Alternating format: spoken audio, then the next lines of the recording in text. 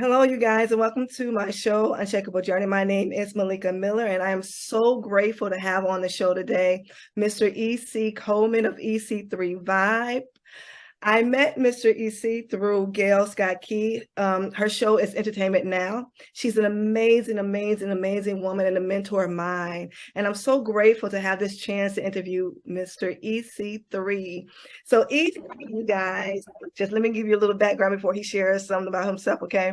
So EC is a producer, an arranger, world-known, internationally known drummer, percussionist, band leader, educator, and he is just an overall amazing man. I had the chance to listen to his interview with Gail Scott, you guys, and I was inspired by his life. And I hope that you guys are inspired by what you hear from him tonight.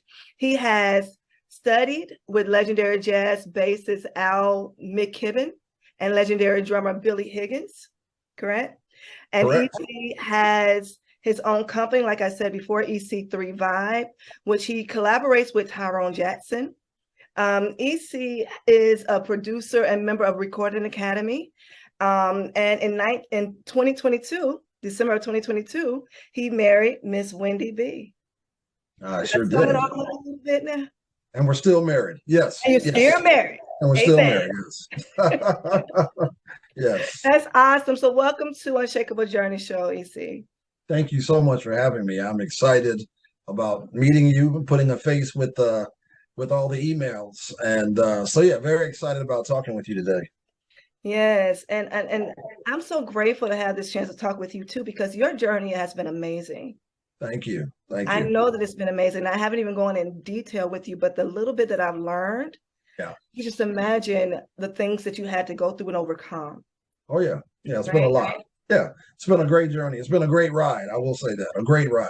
Right. And I can imagine, like, from where you're from, where originally? I was born in Naples, Italy. My father was a jazz saxophonist, a tenor saxophonist, or woodwind specialist, if you will. So I was born while he was in Naples. And I stayed in Naples until I was 13. And then I moved to Atlanta when I was 13 and stayed there until I graduated high school. Wow. Do you speak Italian? Just curse words. That's all. I know that's really bad, but it's the truth. Wow. But I do have three older sisters they're much older than me, so they were able to really get out in Italy and go out and all. Like my elementary school there was called Panette Mare Elementary School, and it sits on a beach. So our playground was the ocean, was the beach. Every day we'd go out to play. It was actually on the beach, but I didn't get a chance to go out like my sisters did and really have friends and all that stuff and really learn it. So a couple of them speak fluent Italian, wow, but not me. I speak fluent curse words in Italian. Yeah. Mm. So when you moved from Italy to Atlanta at age of 13, what was that transition like for you? Horrible. Why was it horrible? When you're talking about coming from Europe, moving to the South. Yeah. So it was everything. I went to a high school that was 90% Caucasian at the time. Wow. And extremely racist. And we had race riots every day, fights every day. I mean, literally every day. Wow. They burned a cross in our yard. We had the nicest house on the street. Mm-hmm. And they had no black people that lived in that area at that time. Wow. So they came and burned a cross in our yard about 2 months after we moved into our house. And threw eggs at the house, all kind of crap. I mean, just bad stuff. I mean, it was rough. It was, and then then high school started in the 8th grade. So we stayed from the 8th to the 12th. There was no middle school or whatever you call it. It was just straight 8 to 12. Yeah. By the time I got to the 10th grade, it was 95% black. They all moved out and got away, and it was bad. I mean, it was a culture shock. But the only good thing was academically, I was gifted because the schooling in Europe was so much more advanced than the school in the South. Right. So I got to Atlanta. They were so far behind where I was academically that I was extremely bored in school. I mean, I graduated early and, all that kind of stuff. But yeah, so it was the culture shock. The South, moving from Europe to the South. Yeah, I was called the N-word so many times. I thought it was my middle name or something. It was like I heard it so many times. So many times. How did you endure that? Like, what helped you to go through that period as Well, a teen? I don't know. I think it was just life. I mean, what choice did I have? We moved to Atlanta. We moved there. My sister had a full scholarship at Spelman, and that was the only reason my parents picked Atlanta. They didn't know anything about Atlanta. But one of my sisters, she had a full ride at Spelman, and she actually graduated valedictorian from Spelman. So we went there. We went to Atlanta, and just really didn't know what was going to happen. And it was bad. First few years were like really, really bad. We would go to marching band practice when I was like in the 8th grade, and we would ride our bikes, and they would do this thing where these guys would pull up in their trucks behind us, and they would turn the engine off so you couldn't actually hear them coming, and they'd be coasting, and they would have like a fan belt, a rubber fan belt, and they would reach out of the car and slap you with this belt and then turn the car on and truck on and then pull off.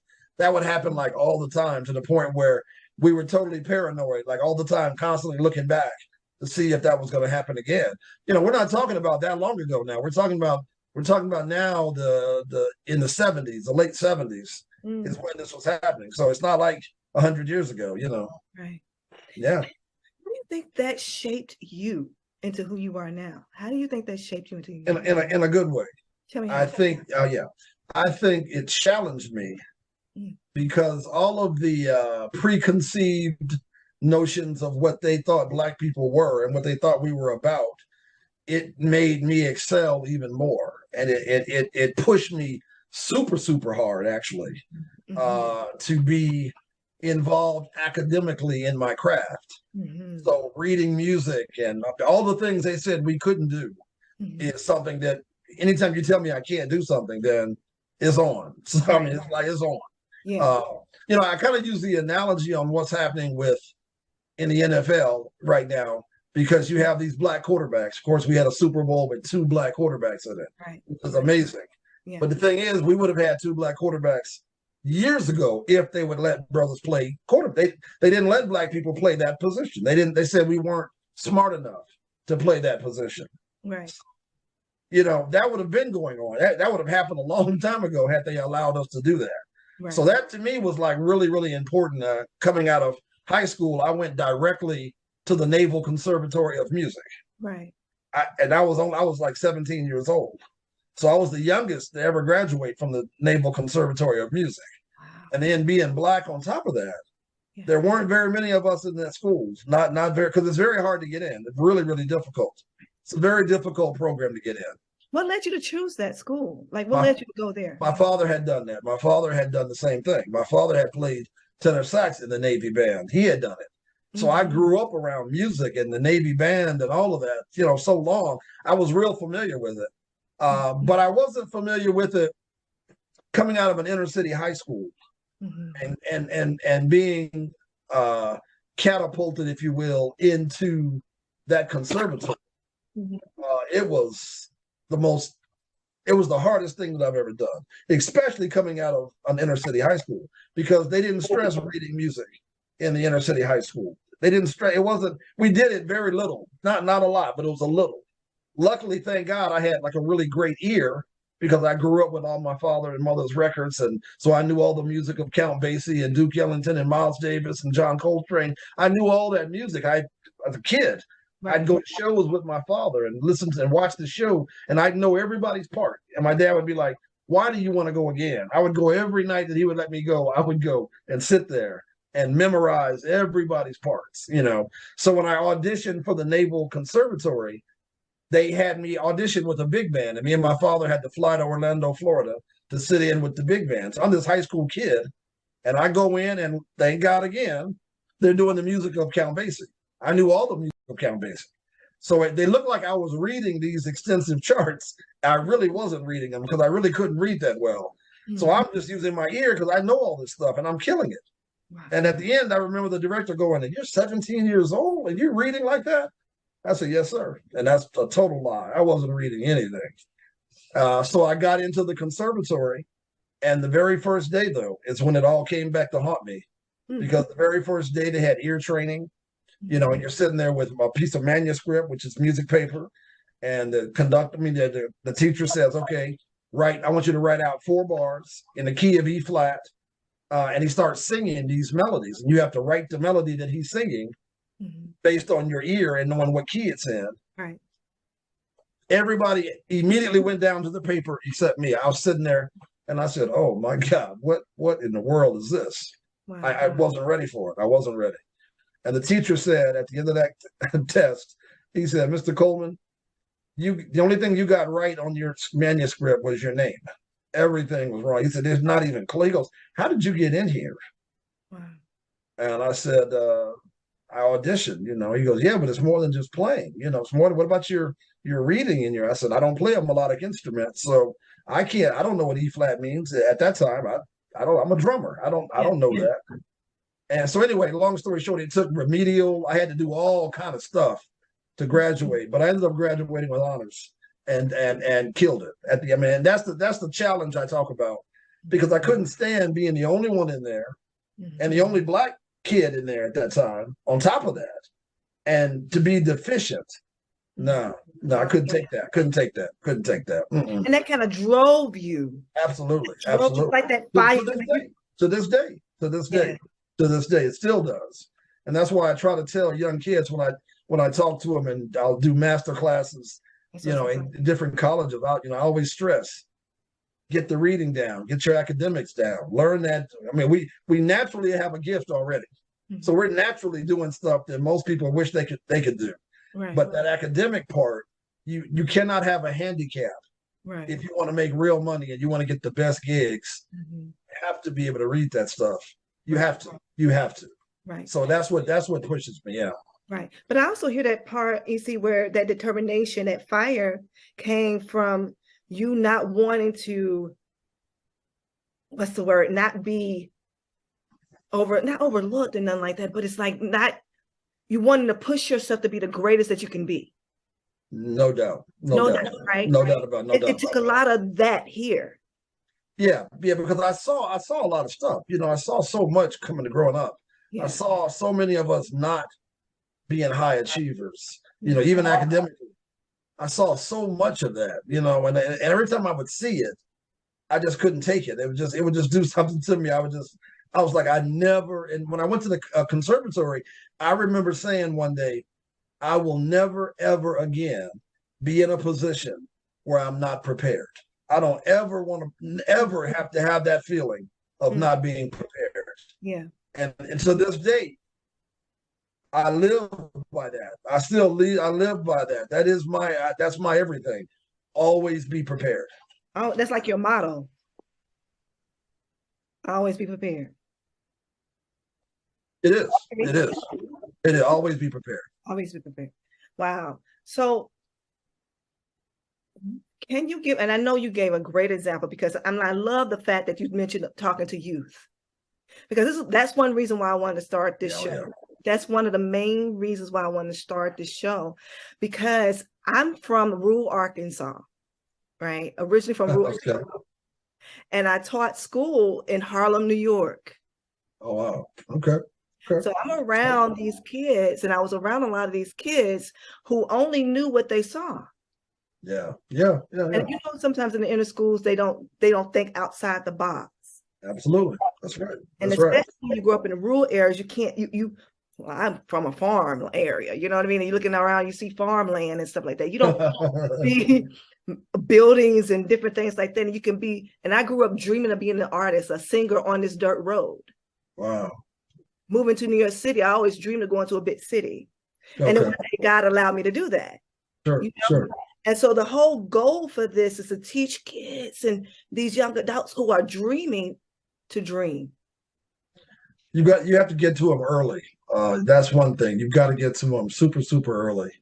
One thing that I was doing, especially before the pandemic, when I first came out to the DC area, which is where I'm at now, I would work with, a lot of kids. Yeah. But unfortunately, I want to say unfortunately, because there were just never any of us. It was all, and I don't have any problem, because I'm not coming from a racist perspective at all. I love multicultural projects. I love that. Everybody, I love that. but it's not multicultural if I don't ever have any of us. And I remember one day I was producing a young trio, and there was 3 white children, bass, drums, and piano. And they were very talented. They were like 12, 14 in that age bracket. And we put on this big concert. And I remember the black couple that came, kind of an older couple, and they stayed for the whole show. And then afterwards, they pulled me to the side. And I never will forget the mother, the lady, she had her son with her. And she pulled me to the side and she goes, "Mr. EC, I have to ask you something." And I said, "Yeah." She goes, "Do you ever help our children?" Oh. And it hurt me. It was like, oh my God. I said, "You know what? I would love to help us, but I don't know what to do. I don't know how to get us. I can't seem to. The only ones reaching out to me are them. I'm not getting that. I'm just not getting it." And I was trying, actively asking all the time if there's any kids in schools, single parent homes, anything like that are interested in music and jazz, and because it's our music. Number one, jazz is our music. Number one, I mean, you got to respect that. Right. But I was never getting. And I told her, I said, "You have really hurt my heart by saying that." I said, "I promise you." I said, "I will do anything I can." I said, "But you be willing to help. Help me. Bring me. I'll do it for free. Bring me the kids. I'll be more than happy to do that." And I think she ended up bringing me 2 kids at one time at some point, and then they moved away. And so it's never us. It's never us. And I really don't like that, because when I'm talking about jazz in particular, is very personal to me. Right. I played with some of the great, like an Al McKibbon, who's in all the legendary books. He was with Dizzy Gillespie and Thelonious Monk in all the books. I mean, we're talking about the best of the best. Right. That music needs to be preserved, and people need to respect it. But we don't, as Black people. If you go to your average person on the street and say, who was Satchmo? Who's Louis Armstrong? Who was Count Basie? Right. And then you talk about kids. That's one thing that I get into with a lot of adults about this whole Black Panther movie thing, which is, it is what it is. It's entertainment. It's great. It's cool. But we don't even know who the real Black Panthers were. So when the white people did this big, one of the news agencies did a big program, and they went to these schools and they were asking the young kids, and they did it intentionally, I'm sure, because why would you do it shortly after Black Panther came out? But they're asking all the kids, "What do you think about the original Black Panther? Like, what do you know, the Black Panther?" And they were saying Wakanda forever. It had no clue, no idea, no clue. But we come out in groves in the theater to see that. Yeah. But let the movie about Malcolm or the original Black Panthers come out, the theater will be empty. Right. So that's what those kind of things bother me. That they really bother me. I can believe it. I can see that, and I can see that. Yeah. And I can see your passion. I hear your passion. It makes me hot. Yeah, it does. It does. It really bothers me. Yeah, it does. Right. So when are you? How do you incorporate working with the youth, or how do you do that now? Like, do you have a program or something like that you're using? No, I'm planning on doing something this year. I had to get past that whole pandemic, and then I had major back surgery, so I'm still recovering. Right. Still recovering from that. Okay. So maybe, I don't know, maybe by the mid-year or so, I really would like to do something, either maybe get a grant or something, and be able to go around to the inner city schools and introduce them to live music and live jazz, not just jazz, but live music.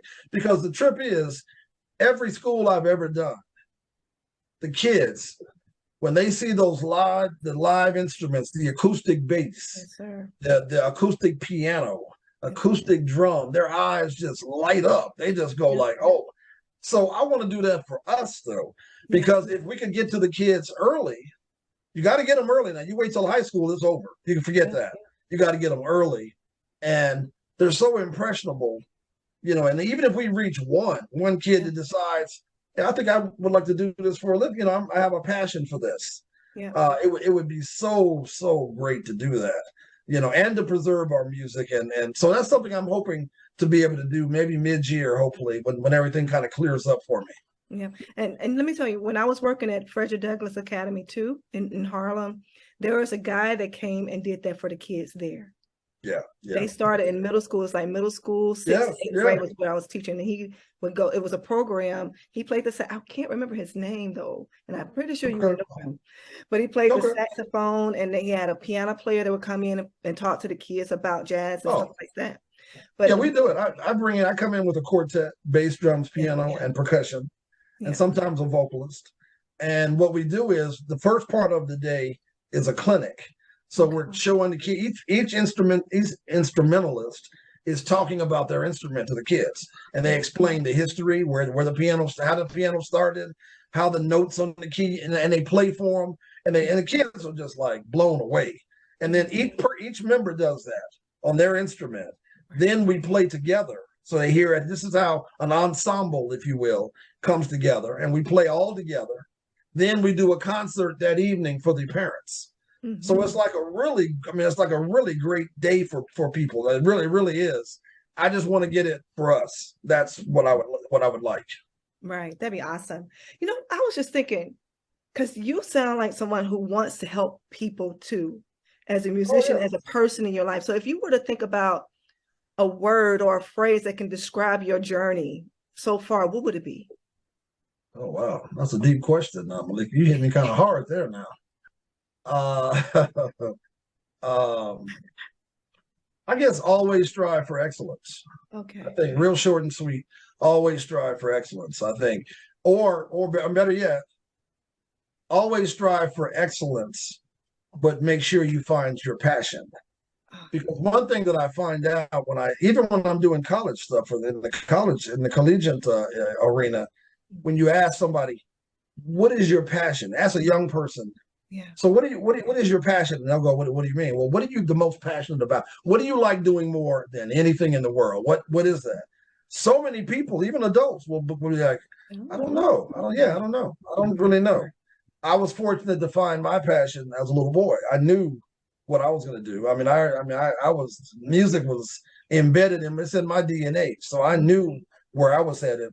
And even when I go back to Atlanta and do concerts, I have even my high school band director, him and his wife, she was my piano teacher, and my band director, they come to the shows. And my friends from high school back then, they come and they tell me the same story over and over. They go, you see, all we remember about you is the big afro, you had a pick in your hair, and you had drumsticks in your back pocket, and you always wore this shirt that said, music is my life. And that's the truth. I knew where my passion was. I knew I didn't want to do anything else. I didn't want to hear about, but you got to have something to fall back on. Everybody would always say, yeah, but what if music doesn't work? You got to, no. I remember even saying I'd rather die. If music doesn't work, I don't want to be here. I don't even want to be, that's how serious I was, and still live by that creed right now. That is who I am. Yeah, and because of that creed, do you think that's how you went from Naval to Las Vegas I know you said, how old were you when you moved to Las Vegas? I was 22. Wow. I was 22 and had no family in Las Vegas. That's what I was going to ask. Oh, no. And I was married. I got married at 22. Wow. And I ended up having 2 daughters. And I was known in Las Vegas. Me and Wednesday were just talking about this. I was known as the drummer with the twins. Twin girls. They were little girls. They weren't twins though. They're 17 months apart, but they were little, and they would be with me because my wife worked for the airlines at the time. Okay. So they would be with me all the time. And they'd go to rehearsals with me, and everybody would be like, "Where your daughters at, man? I know they're here." And they loved it. They were with me all the time. Wow. Yeah. So you were young. Oh yeah. So were you ever afraid, or was there any like fear anywhere in it? You just knew it. No, I mean. I worked on my craft, and it wasn't given. Sometimes people, they take my attitude as being arrogant, and I don't think it's arrogance. I think I'm confident about what I do. It wasn't given to me. I think arrogance would come if it just fell in my lap, and now I work very hard to know what I know and to do what I do. I work really, really hard. So when I moved to Las Vegas, I started off playing in the lounges, in Las Vegas, and we'd play till 4 or 5 o'clock in the morning, and the money was better than anywhere else, but it wasn't the best. And I remember every night I'd see these guys come in these tuxedos, and they'd come in and have a drink, and it'd be like 10 o'clock, and they're on the way home. And I remember asking the guys in the band, I'm like, who are these guys? You all seem to know them. And they were like, oh, those are the guys that play in the showroom. They were like, oh yeah, those guys, man, they make really good money. And and I was like, well, why am I down here? They were like, oh no, man, you can't get that gig. That's a real closed market, and you got to know somebody. And plus the reading, man, you got to be able to, you got to really be able to read to get that show. And I said, really? I said, okay.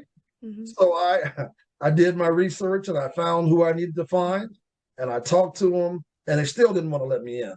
But I remember working with a singer for like 14 years out there, Loretta Holloway. Okay. I worked with Loretta, and we were opening for Jay Leno one night. And so there was an orchestra. So they had to figure out how to switch drummers, because the drummer they played with the orchestra goes up first. They do this big number, and then they're bringing Loretta out. So then me and him, and I was Loretta's MD, I was her musical director. So me and him would have to switch some kind of way in mid-show. So I was telling the director, who was Frank Sinatra's conductor, Vincent Falcone, I said, Vinny, why don't you just let me play the opening with you, and then we don't have to worry about switching. Very racist town now. Yeah. I remember, honestly, I remember it in Melika like it was yesterday. Wow. I remember him saying, yeah, you see, that, yeah, I mean, that's a big task now to, sit behind the, with the orchestra and playing our music. And I was like, I think I'll be okay though. I said, why don't we, so we're at rehearsal. He goes, well, you want to give it a shot? And I said, yeah. So he goes, okay, well, going up there and tell John and we'll give us 10 minutes. I'll give you 10 minutes to look the music over. Now I may have been a little arrogant back then because I was so young. So maybe so the 10 minutes, I'm talking to some guys in the band. I'm not even looking at the sheet music because I already knew how to read. I'm not worried about that. So I'm talking, and I remember Vinny saying, EC, you got like 4 minutes. You might want to take a look at that chart because it's a pretty serious opening. I said, I'll be okay, Vinny. I'll be fine. So I waited till like 2 minutes before. I walked up. It was like 4 pages. I opened it up. I looked do it like I always do. I looked everything over. He counted it off, and Melika, I killed it. And I remember as soon as I killed it, he jumped off the piano. He goes, oh my God, man. Now that's jazz. And then he goes, you don't, and to be honest with you, I know what he wanted to say. What he wanted to say, in my opinion, and God bless his soul because he's no longer with us. But and we ended up becoming great friends. But I remember when he said, EC, you wanted to say you're not like those other black people. That's really what he wanted to say. Yeah, I felt it. I felt it real. Because he couldn't say. He goes, I mean, you. I said, yeah, yeah. Okay. I said, give me the gig. That's the bottom line. You give me that.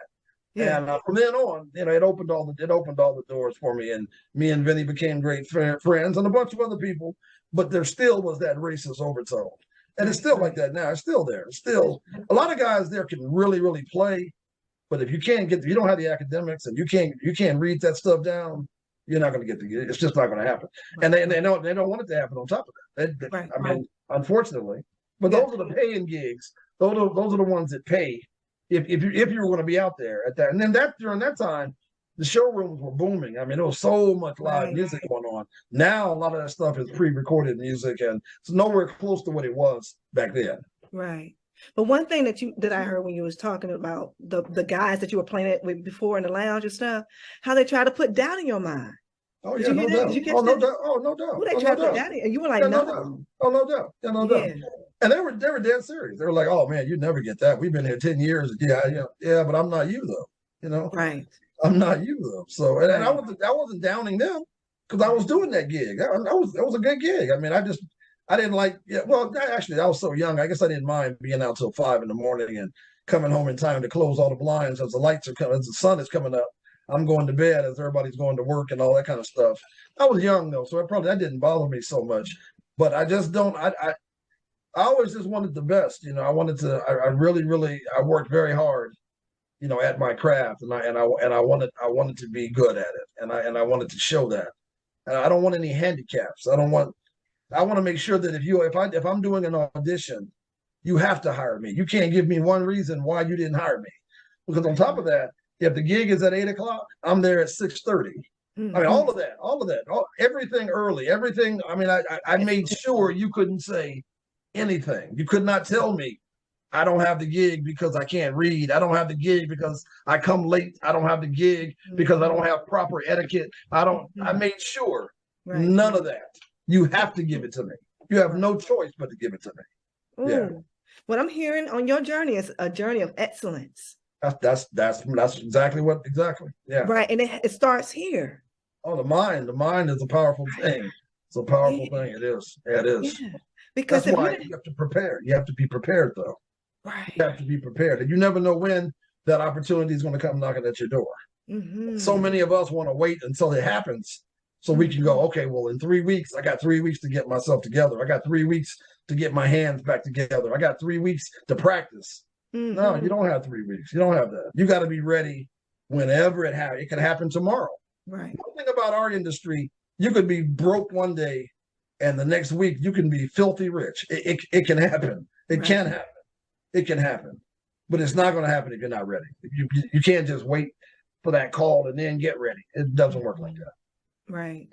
But I think a part of being ready, though, is not like what I'm hearing from your life.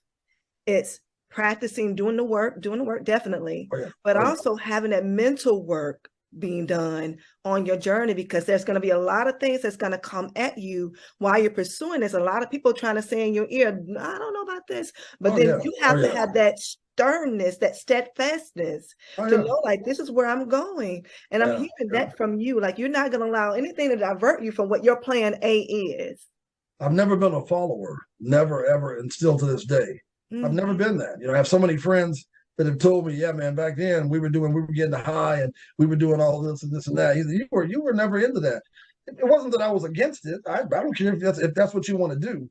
I was practicing. To me, I had another calling. I had something else that I wanted to do, and I've lived a full life. Trust me, I've had my fun. So I'm not coming across as somebody who's just a workaholic. Don't get that twisted. Because I've had a great life.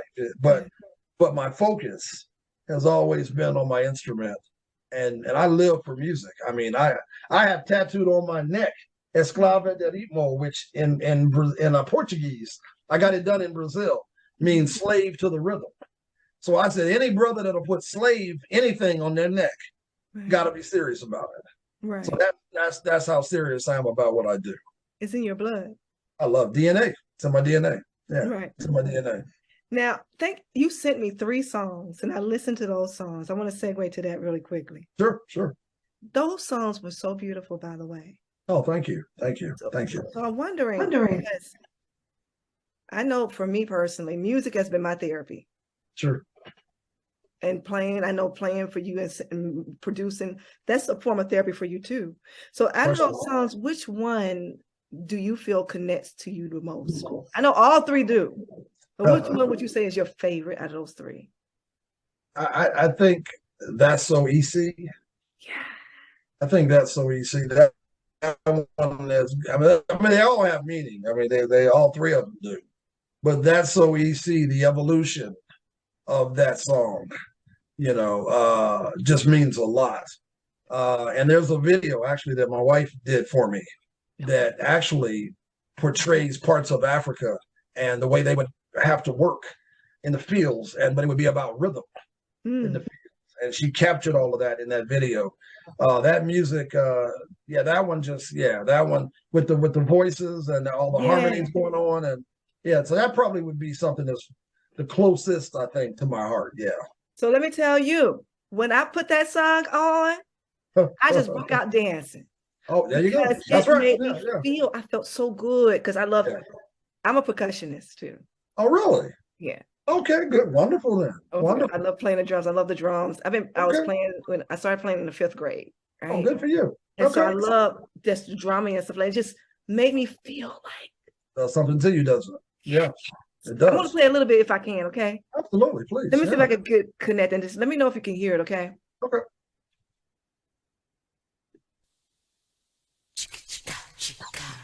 Yeah, I hear it. Oh, yeah.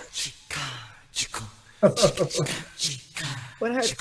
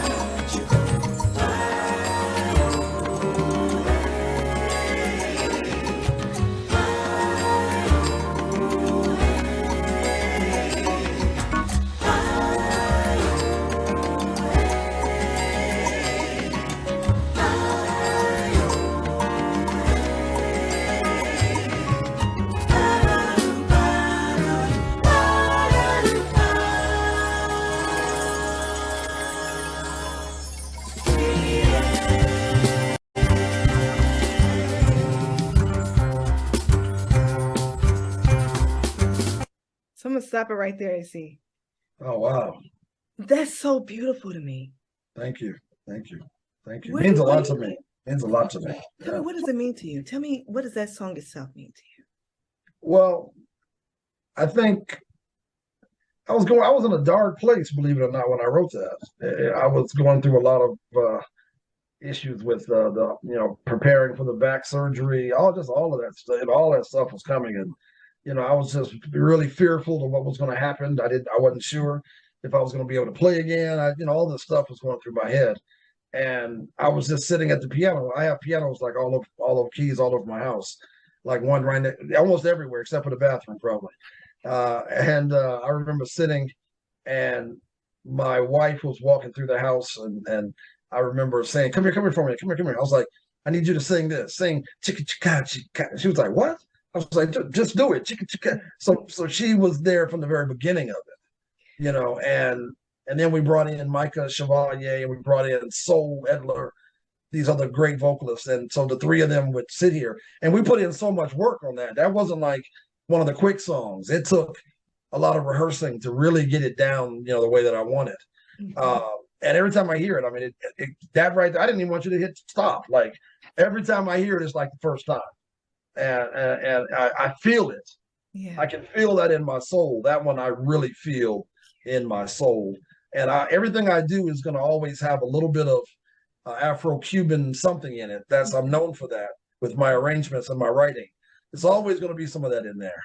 Yeah. And then I brought in the cats on the very end to do part in Spanish. And I love multicultural projects. I love that. Yeah.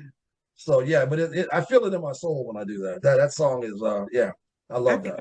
I could feel that. I could connect with that too, and especially wow, when it's so funny how God allows His music to heal us in the midst of what we're going through. Absolutely, yeah, it really is healing too, for real. It really is, because I've gone through some stuff, and it just music. I never stopped though. That's one thing. I never ever stopped. I mean, I was hurting, and there you go. That's right. There you go. Don't ever stop. I just kept going, and even to this day, I will keep it going. I'll just work through the pain. That's the way I see it. Work through the pain. Work through the pain. At the end of that rainbow, it's beautiful when you get there. It's a beautiful thing. That's awesome. So I want to tell you really quickly. I wrote this song when I was going through my hardships. Okay, there you go. That's what it's song. Yeah, you have to send me a copy so I can hear it. I'll send it to you. You have to send me something, please. I got you. So really, I want to ask you this question to wrap up. So what would you say is next on your journey? Like, what's next for you? Well, keep doing what I'm doing, number one. And my goal is to write for film. I'd like to get some of my music in film. Okay. That's something I'm really interested in. And I want to do an album, and I want to have a full orchestra. So I want to write for strings and a full orchestra is something that I'm really, really interested in. I'm getting close because I'm incorporating strings more and more and more. But the next one I want to do is I want to have a full orchestra. And I'm really looking forward to something like that. Right. And I can't wait. Wendy has an album coming out too, right? For jazz. Oh my God. Oh yeah. She's got one called My New Chapter. And it's a straight ahead album. It's a traditional jazz album because her voice is very conducive to that music. Mm-hmm. And I told her that when I very first met her. I knew something. She has this raspy, this natural, with the kind of voice that most singers want to have, they try to have. Right. It's very natural. So where it doesn't fit sometimes in R&B kind of stuff, in the traditional world, is there all day long. She has that bottom like Sarah Vaughan. Yeah. It's like that. It's just a natural fit. And her next album is absolutely hot. It's already done. When is it coming out? Is it out already? No, not yet. No. But we'll probably release it maybe April or May. Okay. Maybe April or May, but it's hot. It's always killing. Yeah, you're gonna love it. You're gonna love it. And look, let me plug my little album. Mine is coming out on March. Okay. So March 25th. What kind of album is it? What style of music, number one? Soul music, soul. Okay. R&B. Yeah. You recorded in Memphis? Easy, let me tell you. This album I recorded in Delaware. Oh. In Delaware, I worked with Herb Middleton. I don't know if you know Herb Middleton. No, I don't know Herb. No. So I worked with him in Delaware. I worked with another person, a producer in Brooklyn. His name is John Adams. And some of the songs I work with another guy named Rod Clemens. So it's a mixture of different producers that I work with, but all you didn't work with EC3 though, right? Not yet. That's coming. Okay. Okay. I want to hear it. I look forward to hearing it. Yeah, I can't wait. I want to hear you sing. I look forward to it. So you're more of a soul, R&B singer, or soul blues? Oh, blues. So I mixed your sound like so. Now I told you I'm rural country now. Yeah. Well, Wednesday's from the country. She's from the country. Her story sounded like you when you say the farm, and she talks about that all the time. She grew up on a farm, so the same kind of back roads and all this stuff she talks about. So yeah.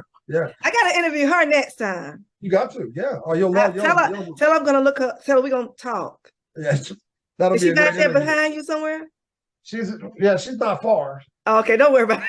Yeah, she's not far. She's in the other room. Okay. Yeah, she'll love that. Yeah, she'll love that. I love that, to hear her story. So where can we, so the website is ec3vibe.com, correct? Correct. Yes. And you on Instagram and Facebook? Yes. Is it under EC3 too, right? EC Coleman, I think, is on Facebook, and Instagram is EC3. I think just EC3 Vibe or EC3, just at EC3, I think. Okay. Pretty sure that's how it pops up on Instagram. Yeah. Okay. I'm on all. I mean, I'm out there on every all the Apple Music, all that stuff. I just put in EC3, and I have 2 Pandora stations. Right. I have one Pandora station. It's EC3 and Niki Haris. Niki's a great vocalist. And her father was the late great pianist Gene Haris, who was a phenomenal pianist. But Niki's whole thing, she was with Madonna for 18 years. Okay. Well, she sang background with Madonna for 18 years. So me and her have a station together, and then I have just EC3. If you go to Pandora, just type in EC3, it'll pop up. So okay. Well, you guys, you have heard it here. Follow EC3 on Instagram, Facebook, Pandora. Check it out. You guys heard a snippet of his song earlier. Y'all, that song is hot. Is that on Pandora too? It is, absolutely. Download that song. They play it all the time. Yeah, they play it all the time. Yeah. That song is hot. Thank you. Download that song. YouTube. There you go. YouTube is YouTube with the video, correct? The video. Watch that video. It's killing. Watch the video on YouTube. All you gotta do is put an EC3, and the name of the song, you guys, is That's So EC. That's So EC. That's So EC. Yeah. That's So EC. Please check that out. It's a good feel-good song. You'll be dancing around the house just like I was when I first heard it. Yep, seriously. That's what everybody says. They dance around the house. Yep. Man, EC, thank you so much for being here and just allowing us to have this conversation, for me to learn. I've learned so much from you. Thank you, Malika. Thank you for the invitation. Yeah, thank you. Yeah. I thoroughly enjoyed this too. Yeah, thoroughly enjoyed the interview. Thank you so much. And I pray that people really listen to this interview and learn from you too, and have that mind of determined mind. No matter where you are on your journey, there you go. To be determined. Right? Oh, that's never too late either. So never too late. Never too late. That's right. One thing I thought about early, EC, I was thinking, like, as long as you have air in your lungs. There you go. There you go. That's all you need is oxygen. That's it. Take a deep breath. You can take a deep breath by yourself. You're good.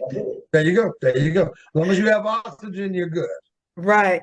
Exactly. So all of us have our own unshakable journey.